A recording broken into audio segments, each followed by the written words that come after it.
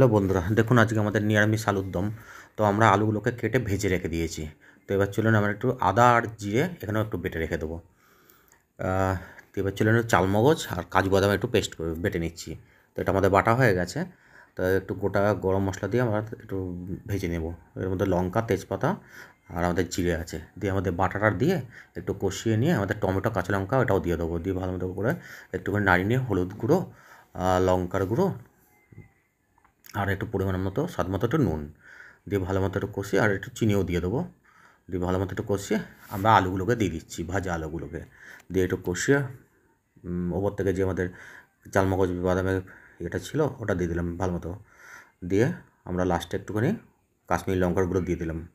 তো দেখুন, আবার সবশেষে একটুখানি ঘি দিয়ে দিলাম। তো এরকম করে একদিন আলুর দম ট্রাই করে দেখবেন, দেখবেন অসাধারণ লাগবে।